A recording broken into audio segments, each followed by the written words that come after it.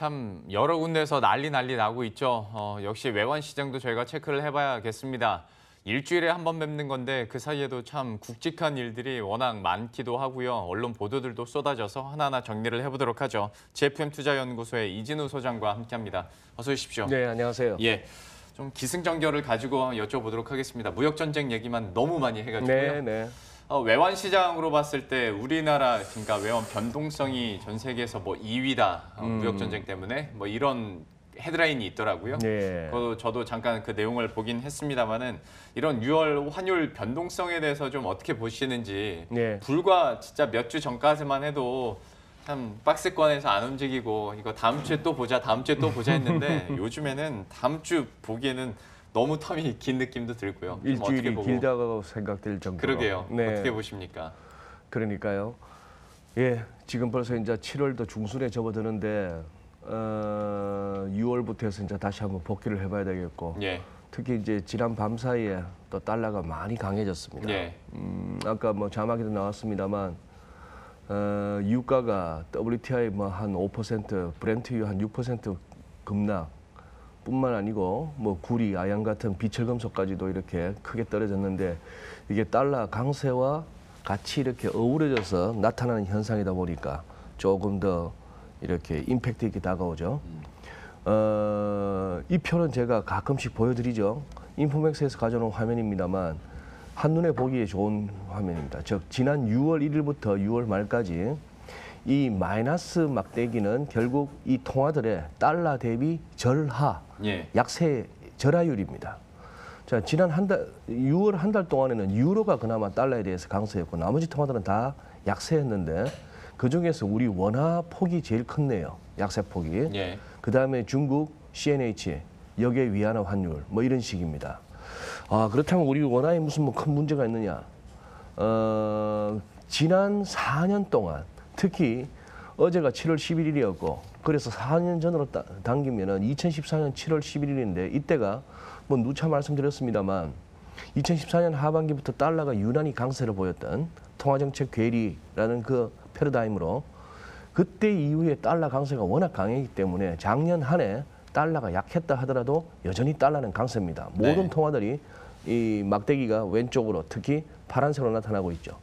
자, 여기서는 우리 원화는 뭐 상당히 양호하죠. 그러니 결국 지금 뭐냐 하면은 6월 이후에 특히 6월 12, 13, 14 뭐 FOMC 있고 했던 그 주간 이후부터가 굉장히 원화 약세폭이 컸고요. 자, 이 표에서 또 한 가지 짚고 가시죠. 지금 이렇다면은 지난 4년 동안 좀 여유 있게 시간을 두고 살펴봤더니만 이런 상황이라면은 역으로 앞으로 그러면 좀 더 약세폭이 커질 수 있는 두 통화를 꼽으라면은 지금 이렇게 우리 원화하고 위안화를 갖다 꼽을 수가 있겠네요. 아직도 위안화는 좀 더 상대적으로 그동안 상대적으로 강했다는 얘기예요. 예. 4년 동안 그런 상황이고 자 이렇습니다. 지난주에 보여드렸던 이 선은 오늘 깨질 것 같네요. 무슨 말씀인가 하면 이 정도 왔으면 좀 조정 좀 받자. 사실 조정 좀 받자 했을 때는 한 1,095원 정도를 시장에서는 내다봤고 네. 저 또한 기술적으로 한 1,100원 밑으로 살짝 한번 내려갔다가 다시 한번 오르더라도 오르는 거 아닌가. 그 사이에 우리 코스피 같은 경우는 적어도 한 2,350 어라운드까지 그래도 좀 반등을 하는 그 국면을 기대했는데 트럼프 대통령이 어제 생각보다 빨리 터뜨렸죠. 참 타이밍이 네. 원달러 환율 입장에서 봤을 때도 좀 기가 막혔던 것 같습니다. 네, 그러니까요. 그래서 조금 너무 좀 트럼프 대통령이 급하다 하는 느낌이 들 정도로 그렇게 나왔는데 예. 지금 NDF-C가 한 1,128원 어라운드로 근처로 지금 이렇게 해외 사이트에서 보인다고 말이죠. 네. 그렇다면 이 선은 열릴 것 같고 그리고 뭐 이거는 이제 브라질 헤알입니다. 아까 말씀하신 우리 영롱앵커 말씀하신 변동성 측면에서는 여기가 6월이지 않습니까? 여기 6월 한 달 동안 이랬으니까 변동성은 헤알 만한 게 없었어요. 이렇게 뭐 금리도 건드리고 일종의 개입도 하고 했습니다만 그게 안 되고 하는 그런 상황으로까지 와서 그런 상황입니다. 조금만 더 준비한 차트니까 한번 보시죠. 지금 얼마나 시장이 크리티컬한 시점에 와 있는가. 굉장히 여기가 승부처다 하는 걸 갖다가 한번 눈으로 보시죠. 위안 환율 지금 이런 상황인데 거의 지난번 인민은행 개입했던 레벨까지 오늘 올라갈 것 같고요. 예. 자, 중국 상하이는 증시는 큰 그림으로 어제 오후에도 잠시 보여드렸습니다만 이렇게 보시는 게 맞을 것 같습니다. 결국 이 안에서 이 두 개의 선 안에서 결국은 수렴하는데 결국 이 아래쪽 붉은색의 지지선까지 좀 더 중국 증시는 추락할 가능성도 염두에 둬야 되는 요즘 인도가 제일 좋다 이런 말이 들리거든요. 중국을 비롯해서 좀 불안해 보이는 이머징에서 나온 돈들 인도로 가지 않느냐 하는데 일단 인도 루피는 그대로 약세를 보이고 있습니다만 한눈에 볼 수 있는 것은 왜 승부처냐 지금이 여기 세 번째, 네 번째 한 서너 번에 걸친 고점에 지금 도달해 있으니까 여기서 인도 루피가 더 약세로 가느냐 아니면은 이제 달러가 다시 약세로 가느냐. 인도 센섹스 지수 제일 좋다고 하는데 이머징 중에 얘도 보면 지금 약간 승부처에 와 있는 것을 절감할 수 있습니다. 예. 뭐 이런 정도. 그러니 지금 거기다가 오늘 또 옵션 만기일이네요. 그렇네요. 예, 그렇습니다. 그 시장 장중에 대한 변동성도 우리가 그래서 대비를 해야 만만치 되고, 않을 것 같죠? 예, 만만치 않을 것 같습니다. 원달러 환율 같은 경우에도 좀 급등 흐름을 어느 정도는 좀 대비를 하셔야 될 것 같고요. 아무래도 요즘에 달러, 위안, 원달러 환율 뭐 이것만 계속 보시거나 위안만 계속 보시는 분들도 많을 테고 네. 그러는데 좀 저희들도 계속 따라갈 테니까요. 좀 조심스럽게 대응을 하셨으면 좋겠고요. 무역 전쟁과 관련해서 달러 얘기도 한번 해보도록 할 텐데 이전까지만 해도 저는 무역 전쟁이 치킨 게임인 줄 알았거든요. 네. 근데 이게 치킨 게임이 아니라 포커 게임이더라고요. 포커 게임. 340 받고 160 더 뭐 부르더니 네. 여기까지는 중국도 같이 베팅을 할 수 있었잖아요. 근데 갑자기 이거 받고 2천억 더 네. 하다 보니까 중국이 이제 못 받는 상황까지 돼버렸어요. 그런 것 같아요. 카드가 네. 뭐가 있느냐는 전혀 상관이 없는 상황이 돼버렸는데. 칩이 모자라, 칩이. 그렇죠. 그러면 네. 당연히 그냥 다이를 해야 되는 상황인데 지금 이렇다 보면 달러는 좀 진정하긴 힘들지 않을까라는 생각이 들거든요. 여기에 대해서는 좀 앞으로의 전망 어떻게 하십니까? 예, 여기서 또 이제 일종의 시장에 굉장히 이렇게 일반화되어 있는 어떤 그 전망 내지는 컨센서스의 어떤 위험성이 또 확인되는데요. 그동안 이렇게 우리 뭐 투자 여러분들이나 시청자 여러분 그리고 또 기업체 뭐 CEO 분들 정도 이렇게 정기적으로 올라오는 리포트 보시면은 항상 달러에 대한 장기 전망은 예. 결국 이러다가는 달러는 약세로 갈 수밖에 없다. 네. 뭐 미국의 어떤 재정 악화 예. 등등 해서 그렇게 얘기가 됐습니다만 그거는 어디까지나 중장기적인 얘기고요. 네. 그러한 논리에 대해서 뭐 반론을 펴기도 어려운 깔끔한 논리에 따른 중장기적인 달러 약세 논리입니다만 현실에서는 그 이전에 지금 이제 달러 강세를 갖다가 좀 각오해야 되는 상황인 것 같습니다. 예. 예, 지금 무역 전쟁이 이렇게 가면서 여전히 그렇잖아요. 지금 뭐 쉽게 말해서 중국 증시 상하이는 지금 금년 들어서 한 16% 넘게 빠졌고 네. S&P 500 뉴욕 증시 아직도 4% 플러스라는 얘기죠. 최근 흔들리긴 했습니다만 이런 얘기니까 아마 뭐 뇌가 덜 아프다는 측면에서 계속 때리는 것 같아요. 예. 미국에서 이제 그런 상황이고 이게 무역 전쟁이라는 이슈만으로 설명할 수 없는 뭔가 전반적인 전 세계에서의 어떤 달러 유동성이 조금씩 부족해져 간다는 그 의심은 여전히 갖고 있습니다. 또 뭐 어제 나왔던 CNBC 다음 주쯤에 한번 또 이렇게 정리해서 한번 보여드릴 수도 있을 것 같은데 빚이 너무 많아졌어요. 예. 뭐 그런 것들 빚이 너무 많다 보면은 결국은 궁극적으로 가서는 빚이 부채가 문제가 될 경우에는 결국에는 나중에 가면은 달러 어디 가서 소리가 결국 나올 수밖에 없는 아직은 그게 현실이죠. 네. 작년 말이었던가요? 소장님께서 그 네. 빚 문제 때문에 네. 한번 뭐 미국의 재정 적자 얘기를 해 주셨었고 네. 최근 들어서는 물론 이제 뭐 다른 나라긴 합니다만 중국 기업들의 빚 얘기도 네, 해주셨었고 네. 결국 이게 좀 발목을 계속 잡아가는 모습이고 유동성이 말라가면서 또 외환 시장에서 어떤 영향력을 줄지도 한번 봐야 될 것 같은데요. 약간 시간이 없긴 합니다만 중간에 나토 얘기도 잠깐만 좀 네. 해보도록 할게요. 예.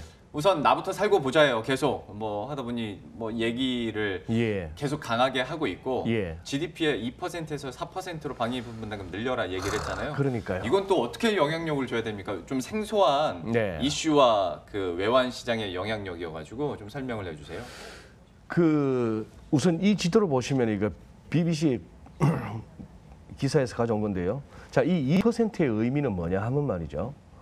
지난 2014년에 러시아가 우크라이나 뭐 크림반도 점령하고 했던 예. 게 그때입니다. 그때 이제 나토에서 우리 앞으로 각국 GDP의 2% 정도까지는 이 군비로 내자 하는 그런 합의를 했다는 것인데 그걸 당장이 안 되니까 2024년까지 10년 동안 네. 그까지 가자 했고요. 지금 현재 그 2%를 갖다 넘는 나라는 이 정도에 불과합니다. 여기에 뭐 폴란드도 포함된다 뭐 이런 식인데 그리스 같은 나라가 들어가는 거는 워낙에 GDP 규모가 작아서 그렇다고 보시면 되고 자 이걸 갖다가 지금 한 4% 가까이 GDP 대비 3%대 이렇게 부담하고 있는 미국 입장에서 가자 했는데 이걸 갖다가 그러면은 2024년까지 2% 하기로 했는 거 당장 그 2%부터 좀 지켜라가 아니고 4%까지 해라 이런 식이에요. 예. 트럼프 대통령이. 자 이러니까 저도 좀 제목도 천박하게 붙였습니다. 일단 더블부터 외쳐요. 더블부터. 지금 못 지키고 있는 2%라도 하자가 아니고 지금 2% 아니 4%까지 국방비를 내라 이 식인데 이 표정들 보시죠. 다 나름대로 유럽의 그래도 엘리트급인데도 워낙에 이 상대인 만큼 옆에 또 폼페이오 국무장관도 있네요. 표정이 좀 떨떠름하죠. 되게 그 외신 보니까 예. 당황했다라는 당황, 얘기를 하더라고요. 예. 다른 사람들 옆에 있는 사람들. 이른바 외교적 어떤 관행 내지는 외교적 언사 뭐 이럴 때는 이렇게 해주는 게 서로 간에 이게 안 통하는 사람이니까. 네, 그렇죠. 네. 네. 그래요. 그리고 그 EU 상임의장이 한 말 상당히 의미심장합니다. 이러다 너 동맹 다 없어진다 하는 의역하자면은 얼마 남지 않은 동맹들한테 좀 잘해야 되는 거 아니냐 하는데 이러다가 모르겠습니다. 푸틴 마지막 일정인 푸틴 러시아 대통령하고의 또 그 정상회담에서는 그동안 유럽 각지에 있었던 그 벽화처럼 정말 두 양말 한번 끌어안고 키스라도 한번 할런지요. 그러게요. 네. 지금 상황 보면 EU 내에서는 좀 더 돈독해지는 것 같은데 공공의 적이 있어서 또 네. 트럼프와 푸틴 간의 이 정상회의에서 또 어떤 그림이 그려질지는 한번 봐야 될 것 같습니다. 예, 트럼프 대통령과 트럼프 행정부의 지금 속내를 좀 읽어 나가는 것 이것이 우리 시장에 있는 분들조차도 과제입니다. 그러게요. 네. 워낙 좀 비정상적인 맞습니다. 예, 네. 말을 많이 하는 사람이라 네. 정상적인 사람 머리로는 참 따라가기가 쉽지 않은데 그래도 한번 분석을 해보도록 하겠고요. 마지막으로 짧게 그 선물 옵션 얘기하셨잖아요. 만기인데 공통이도 있고 예.